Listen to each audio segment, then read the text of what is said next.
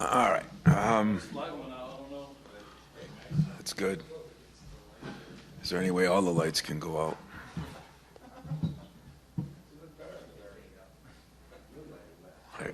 I believe that. Yeah. Good point. Good point. Well, almost feel reprieved late last night. I said it's been a strange season. I went through it individually. We had practice a little bit yesterday just to cover some things, get some sweat on us so that we could get rid of maybe the season. I think we've kind of deserved some of what we've gotten, and I think in some ways I still think we're better than what we've played at times. Look back at the game, and yeah, I guess I'm proud of the effort to come back after the rocky start. Why the rocky start? You know, we've had a season where here's another team that they hit 2 threes from guys shooting 20%. And I think the biggest thing is when you go back and watch the game, boy, when we doubled them a little bit, when we didn't, the shots that kid made in that game, that Ware made, were a lot tougher on film than they were when I was sitting there. And so I have no problem with the way they were covered. It was just the shots he made were incredible. And even though we're not happy with the finish, it's a new season. That's the one advantage that we have in basketball. We get a conference tournament and hopefully beyond. So how we finished wasn't exactly how I wanted to, but when I look back at how we played in most games and how these 1 or 2 points makes a difference in the outcome, I'm still very optimistic on where we can go. I still believe in the group. We have tested ourselves against one of the tougher schedules we've had. When you really look at it, it won't be the toughest because we played like 4 teams, 5 teams in that non-conference that were really good. That includes Butler, who beat Creighton, who beat Marquette on the road. They went on a little bit of a slump at the end. But when you look at teams like Oakland, which I do want to wish Campy good luck today as he plays for an NCAA bid tonight. Indiana State got beat in a championship game, still could get in. I think, then you look at the other teams, including even our exhibition game, but, there's 3 teams in there that are going to vying for 1 seeds, and there's about 6 or 7 teams that are all going to be 3 or 4 seeds or less. So I think we are battle tested, which going into the Big Ten tournament is going to help us. We just need to play a little better. I mean, there's no question about it. We need to have a group of guys play better. We can't have poor shooting nights, and we can't miss free throws. Those have been some of the culprits on maybe what's happened. So that's what we're going to work on. I said about Minnesota at the beginning of the year, Ben Johnson's a guy I've known forever. I think he's done an incredible job there. I think he's put together a very, very good team. Garcia is as good as he could play on any team in the league. The Payne kid, the big kid, has really come on. Christie is, like his brother, is having a very good year, in some ways even better year. And they've got enough other guys. Mitchell, the kid, the other guard, has shot the ball well, and of course Hawkins is a jet quick point guard. So we split a pair of games with him. We beat him here. I thought up there we played some of our better, all but a 5-minute stretch, both when Tyson got hurt and also going 7 of 17 from the free throw line and a couple front ends of a 1-on-1. So splitting that pair with them, we understand how good they are. Splitting that pair with them, we understand where we are. As I said, in Garcia, Hawkins, Mitchell, Christie, and of course Payne. They bring tremendous size, not as maybe as deep a team, but they bring size. They bring a 6'11" guy who can shoot threes, and we're going to have to play well, but I think we will. Questions? Hey, Tom, you mentioned it at the outset about being proud of them, how they fought back. You mentioned it more than once post-Indiana about how proud you are of them fighting back. How does that help you going into this new season that you referenced with the tournament, and how important is it to still take advantage of the fact that they can come back? Not that you want to do that, but Yeah. they can. Well, I think you get to the time of year when, listen, as disappointed as maybe some fans, and as I say, being 18-12 or 18-13, whatever we are, is disappointing, but it's not 10-20.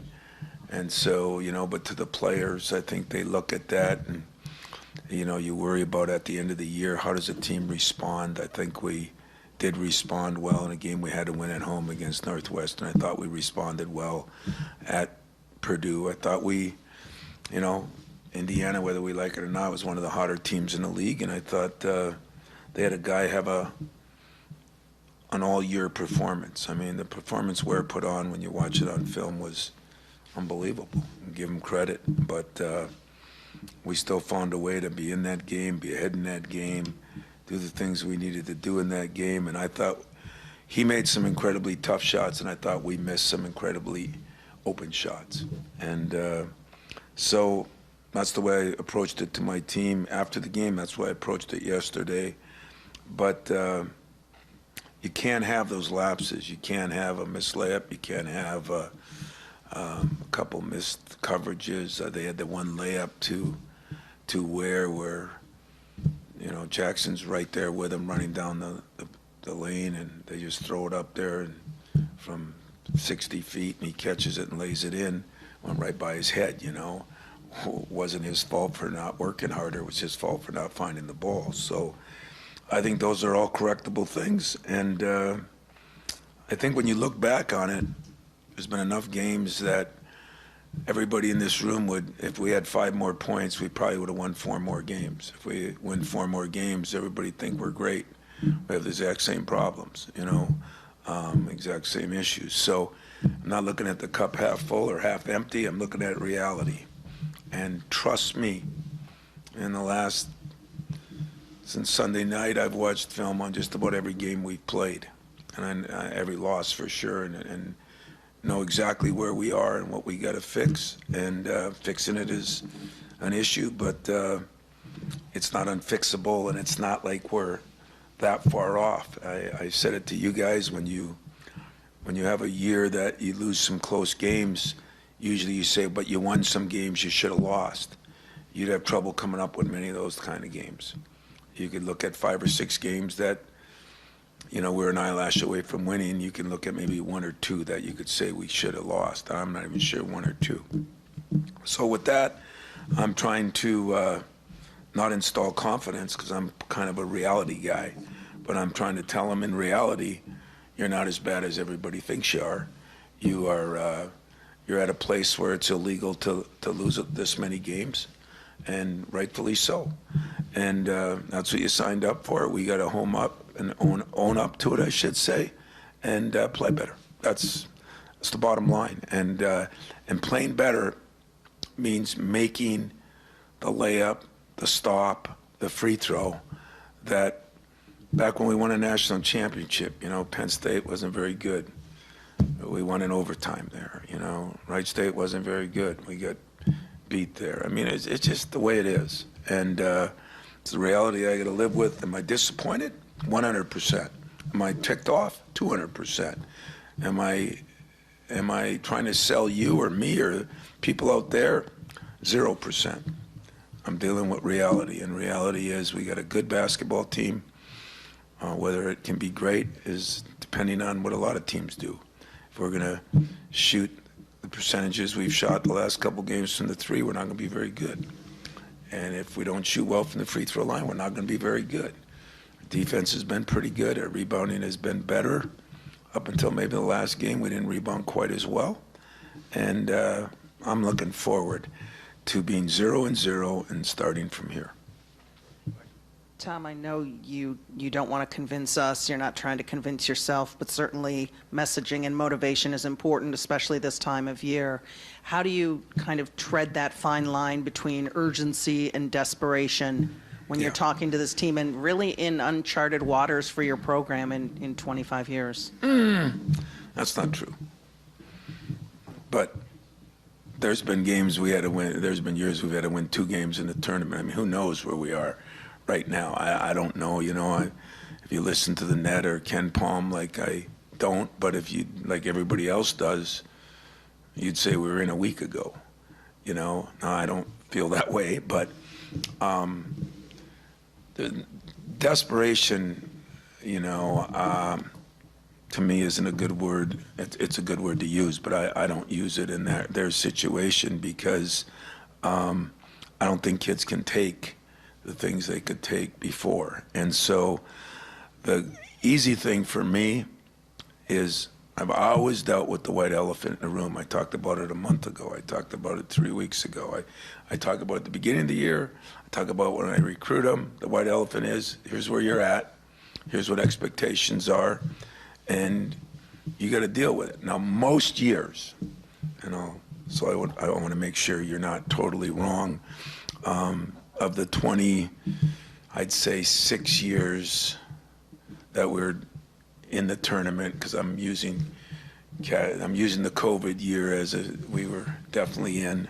So of the 26 years, I'd say there've been 4 or 5, you know, including the year with Miles, and we had to win some games down the stretch. I think I've told you about the speech I gave at Nebraska when we were pretty down and out. We were going there, and we had to win that game. It seemed like it was one of the last 3, and we talked about the white elephant in the room then. And so I think because I am honest with them, it sometimes hurts me. I am honest with you, it sometimes hurts me.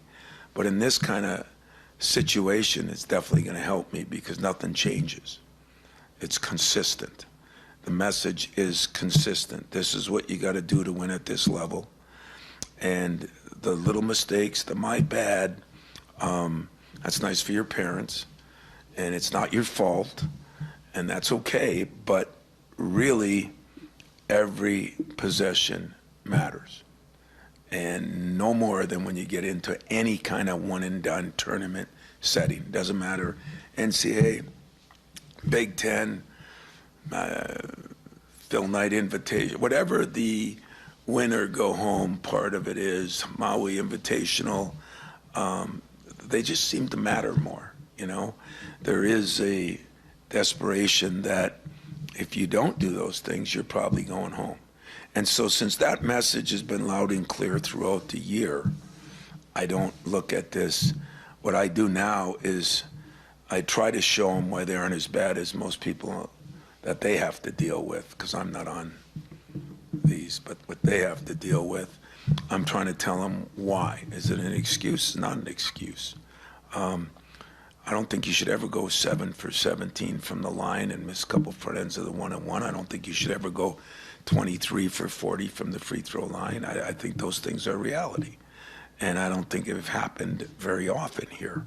So that's what I remind them on, and then look back on JMU or Minnesota up there, or Ohio State or Indiana, and say, you know, you just take certain games. If you win, you're ranked and you're a hero. And that's what life's all about. And so I talked to them yesterday about life lessons, and I've done a lot of research with a lot of my former coaching friends in football and basketball, and I think we're in a good spot. I think I'm in a good spot, which is important because there's times I don't like me either. I don't have to worry about you not liking me. I don't like me. And today isn't one of those days. I like me a little bit, like my team a little more. I'm wondering, the inconsistencies that have been there have been pretty consistent. You know, the slow starts, the outside shooting, everything's kind of been up and down. I'm wondering if there's been one area where you feel like this team has made consistent progress to the point where it can lead you guys down the stretch. Yeah. You know, we have been consistent one of the better turnover teams in the country, much less the league. So you give yourself a chance by not turning the ball over. You know, at this time of year, I'm usually talking about the NFL playoffs. And what do you got to be able to do? You got to be able to do what everybody does. You got to be able to defend. Your defense got to be good. You've got to be able to take care of the ball. I mean, every Super Bowl I've seen, the one team with the most turnovers loses. And usually you got to be able to run the ball in football, and I think in ours you got to be able to defend and rebound the ball. We have been inconsistent in that area. Our shooting went from really poor to really pretty good. I mean, we're a 37 or 8% three-point shooting team over the course of the year. Now, it hurt us a little early when we started out. Think about this, 2 or 3 for 30-some. You know, it's hard to bounce back from that. It's hard to ever make that look good. We bounced back to get almost 40%. And now, you know, the last couple of games, you know, I think I look at Tyson, and I told you he wasn't injured, and I don't think he was injured to the point where we had to take him out of that, but he definitely feels a lot better the last couple of games than he has those 5 or 6 games before, including the Minnesota loss up there when he got hurt in that game. So I think we're healthy as we've been all year.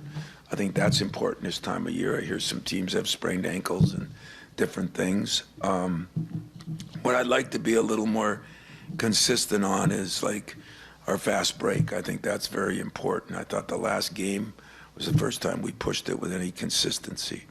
And so I can't say shooting because we haven't shot the ball well lately, but I think we have to shoot the ball decent to win.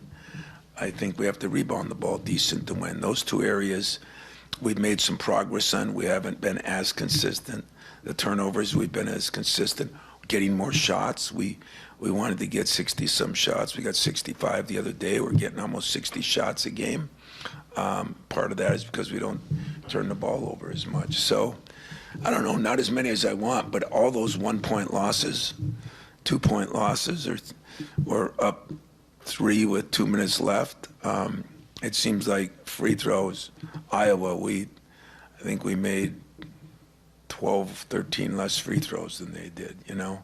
That has been a bigger part that you think you should be good at because all these guys were good. And now, if you look at the last 5 games from the line, we're shooting 74%, which is getting up to that 75, 6, 7 that we were at last year. I'm wondering what you sense from your team as far as moving out of the postseason. Are they able to kind of flush the last 5 games and start fresh the way you kind of were talking about and asked them to? You know, I know what I've asked them to. I know what I think they want to do, how they're feeling inside. You know, I don't know if you ever know that, you know. Like I said, times have changed, and a couple of the coaches I talked to even talked about how much harder it is to do certain things like that now. You never get to flush it because somebody's always reminding you of it. And but that's the nature of the beast now. That isn't going away. And so I just talked to him more about it.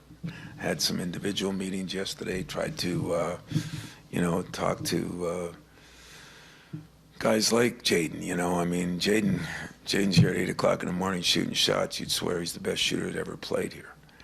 And he had good shots in that game. You know, that's another thing. There's been years when we've had better teams and took worse shots. There's been years when we had better teams and turned the ball over more. We got great shots in that last game. We just missed some great shots. And that's the one area I don't hide behind. I don't put my arm around him and tell him everything's good. But I have to talk to him in a way of saying, you know what, Jaden, in your case, you work every day at it. You've earned the right to feel comfortable with yourself. And that's what I try to. You know, if there's other guys that haven't shot free throws as well, I say this is your chance in the next 4 or 5 days to live, eat, and sleep in here and shooting free throws. You know, it's those guys can fix it. But guys like a Jaden or even you're seeing Tyson shoot the ball better lately. I mean, I do think leg was bothering him a little bit, and he didn't shoot it as well in that stretch because early in the year he was shooting the daylights out of it.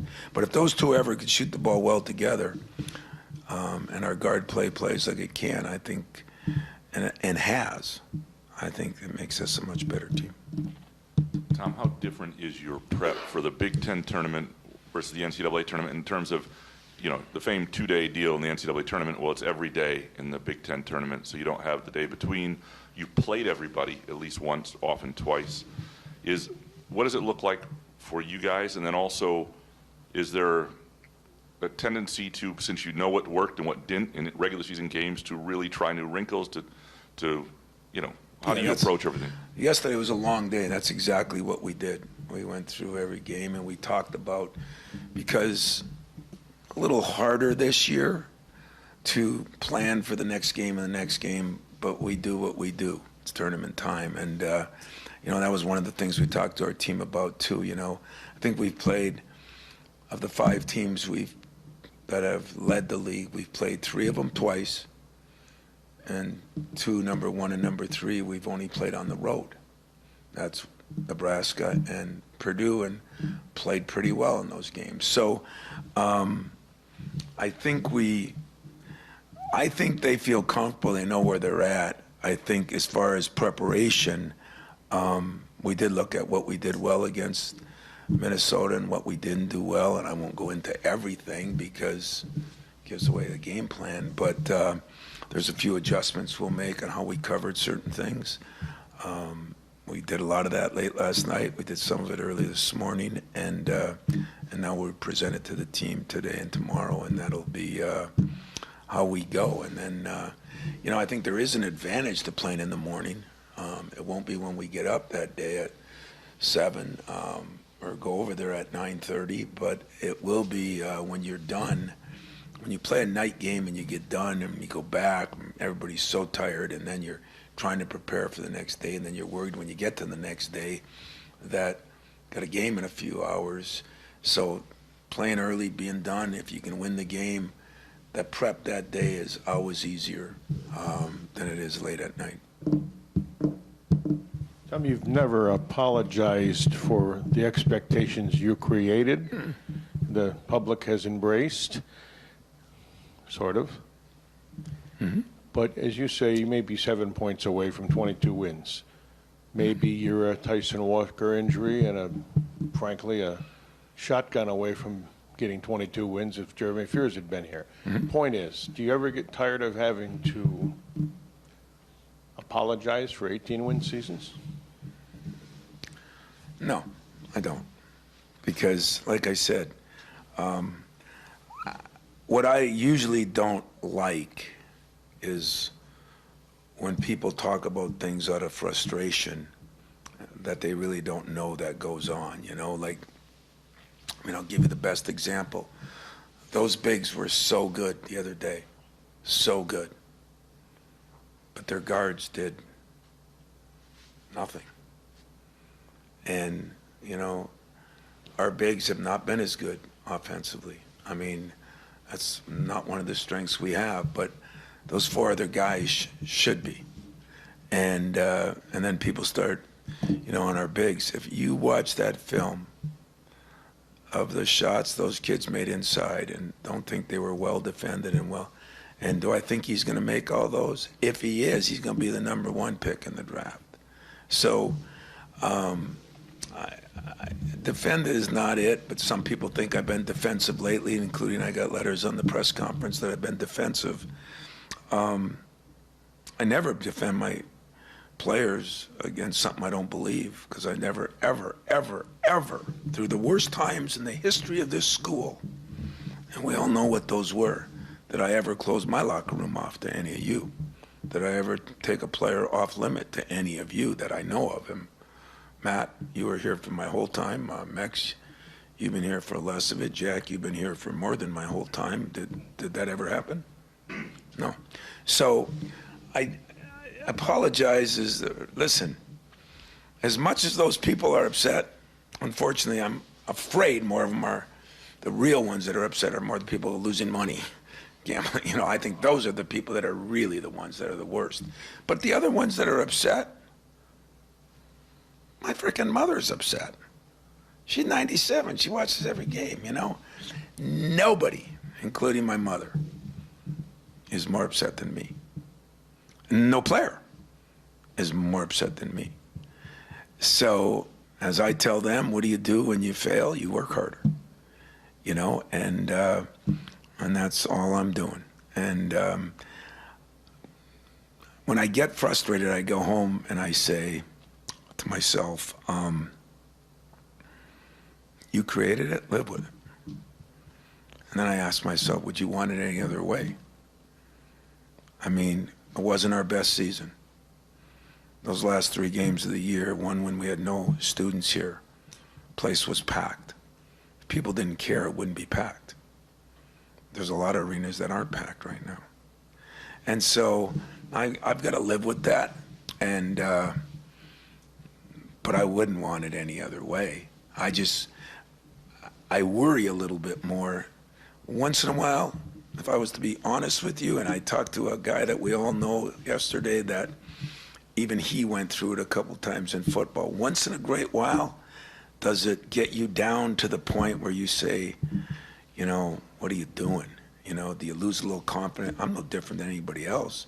You do lose a little faith in yourself. And, but it doesn't take as long to get it back, because I just, you know, I woke up today, call from Gary Harris, call from Draymond, text from Denzel Valentine down in Australia. They know what time of year it is. And that's what the program's been built on. And then when I talk to Max or to Matt, and, you know, you realize, boy, as some of these teams are winning, you know, I was pulling for Indiana State last night. I'm not going to lie to you. I'm pulling for Oakland tonight, you know. I you know, because that's why we schedule the way we scheduled. And did I think there'd be 3 teams we played that could be 1 seeds? No. But how cool is that? You know, these are all good things. And the day that people aren't mad will probably be the day the arena's not full, and that'll be a bad thing. And so I'm 100% with them. I just wish the kids, the players, the ones that really play the game, didn't have to go through what they go through. But that too is their fault. Like, I don't know what I'm going through if I didn't have friends like, I always say Jim Hioso, I'll say his name out publicly, that told me for like 20 years now, don't read the paper, don't look at the internet. So I canceled the paper. I don't have Twitter. So I listened to him. But he calls me and tells me what it said, so it ruins the moment, you know? But my players, every night. And kids aren't as mentally tough to start with. When you have to read that every night, it's hard, you know? But they're reading it when we're really good. They're reading it when we win by 10 and the line is 11. They're reading it no matter what it is. So it's just, we all have to adjust, and that's the one thing I think this part has helped me. I got to do a better job adjusting too, and I will, and we will, and we're going up there to try to go 1-0 to start with, and then we'll move on from there. That was Nick you talked to yesterday. Maybe. Just briefly, what did Draymond, Gary, and Denzel text you? Oh man, it's, you know what time of year it is, Coach.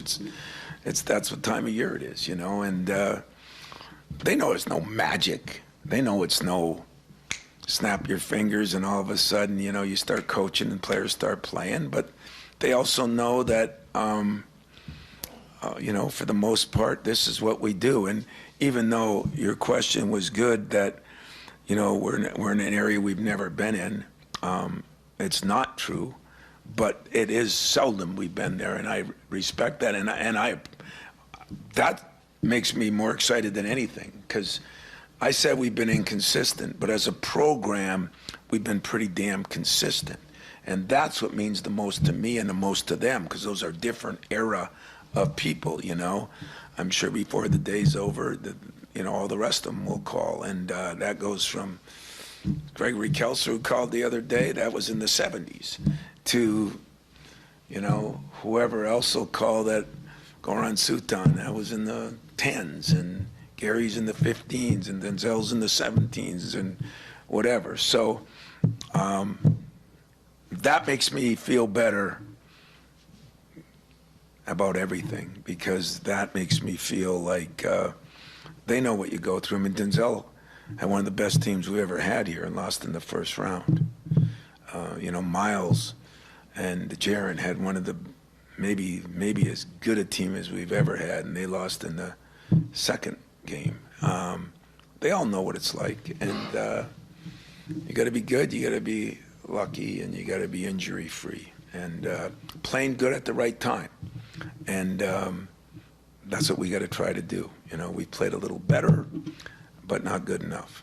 And then the last time you guys were in Minnesota, that post game was probably the lowest emotionally you guys have been, players and you included.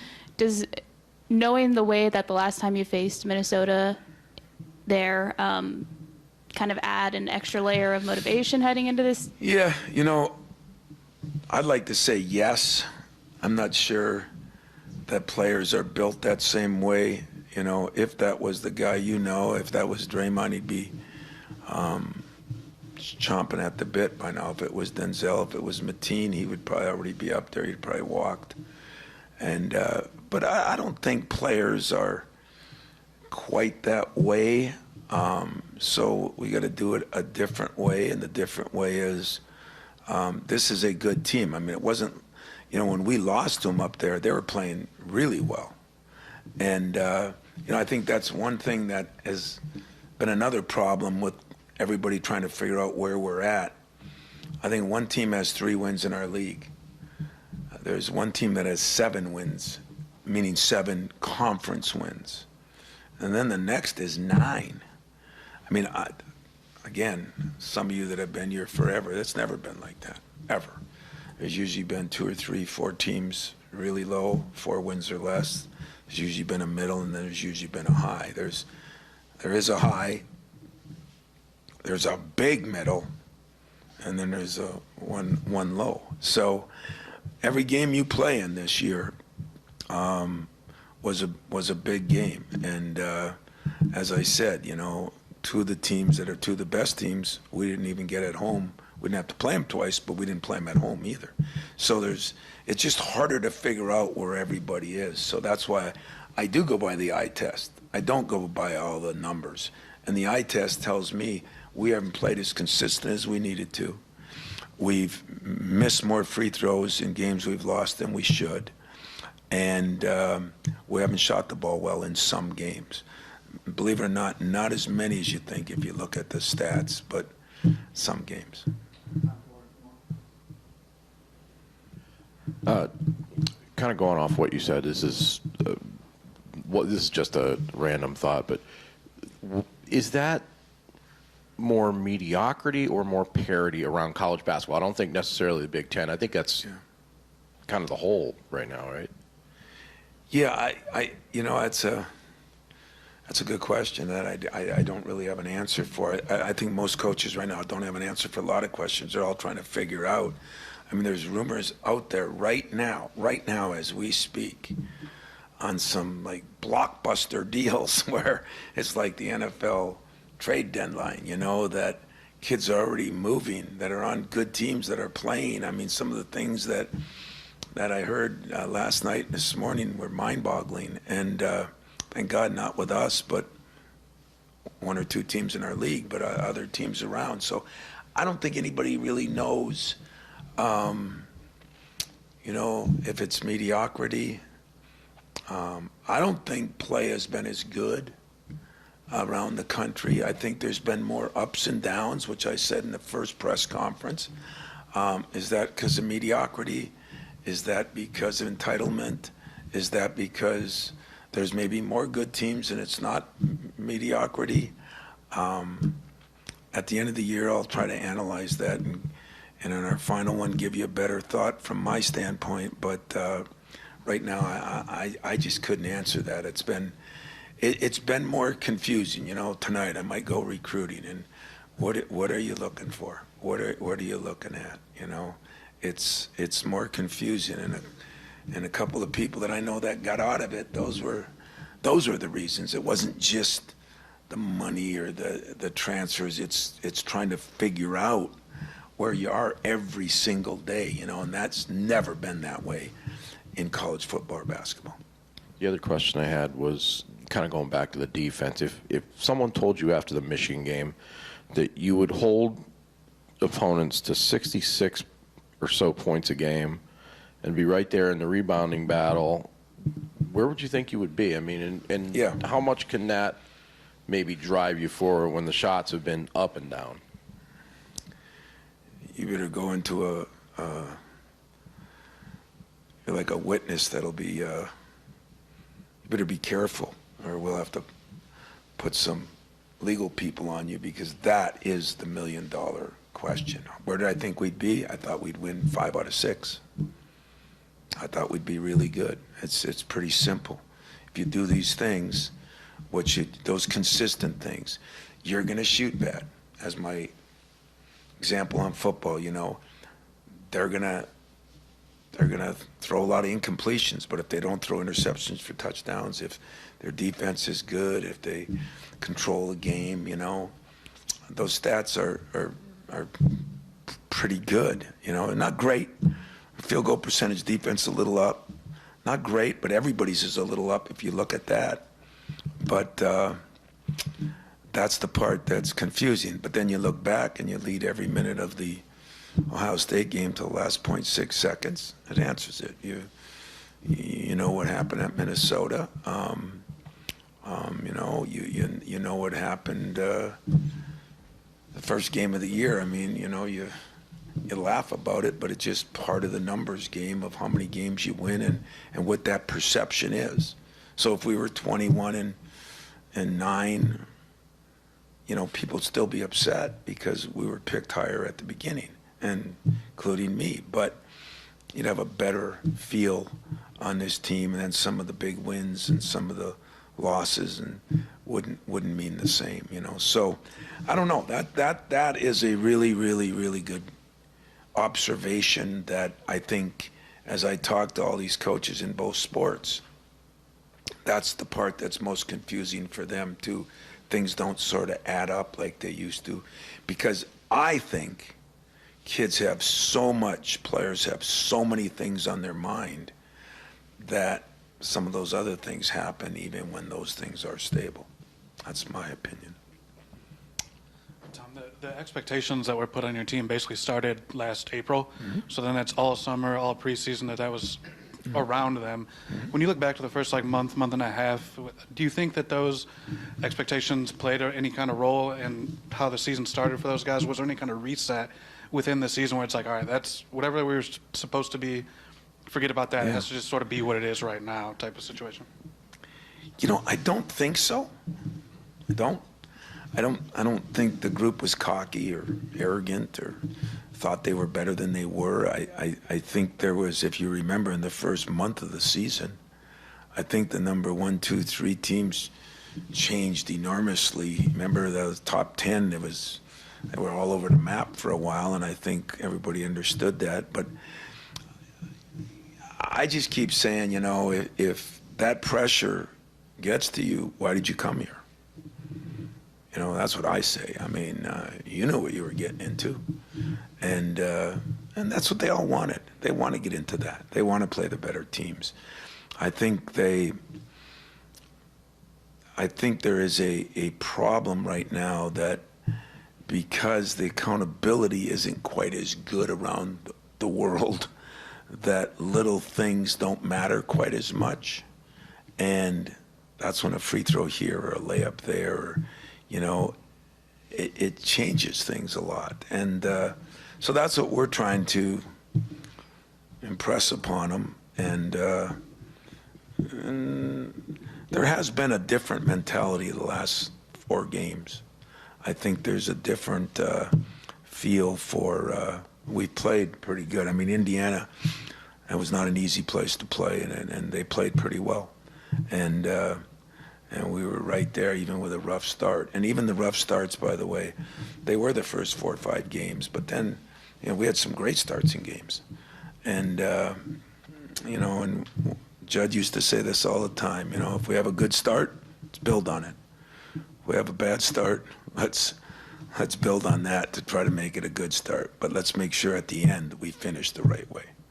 And, you know, there's been some games we have not finished the right way. And veteran players, especially at the guard, veteran coach, I think there's a little blame to go with all of us. And I just made sure, as I probably look like not good, that the last couple weeks that I'm trying to take care of my end of that bargain, because I have to do a better job too. And hopefully the players are taking care of theirs. And if we put those things together, we get our guard play like I think, our centers gotta do what they do. We can't have them all of a sudden, somebody's not gonna score 20 points, so disappointment's gonna hit a lot of people, but that's the way that is. And if Malik can play like he is, I think we have enough depth, and I think we're good enough to make a run. So we'll see what the run is, and it won't be easy from the first game, because Minnesota is a good team. They've beaten some good people. What else? Fred, baseball here? You nothing? Been here. Huh? Won't be a Saturday now until November without baseball. You know what? That floats my boat. I'll tell you that right now. That's exciting. Nothing else? Thank you. What's that? It did? Oh, that disappoints me. I had talked to Drew a week ago, because I thought he did do a very good job this year. And like I said, talked to Denzel today. But, yeah, you know, it's one of those years where I do try to follow other leagues, and I especially try to follow people that, you know, I got one of our GAs at Virginia Tech, and, you know, he drew there, other people, other places, but kind of had my hands full with my own, so I didn't realize that he didn't get it. But all he has to worry about is, did he have a good year? Does the team get better? And hopefully maybe he can do some damage in their conference tournament now. What seed are they, do you know? I mean, that's your school, so you should know. I should know, but I think they're the top seed. Yeah. For second, did they beat? One or two? They beat Dayton, though. Because you beat. I don't follow A10 as much as Big Ten, so. God bless you. All right, guys, ladies. See you later.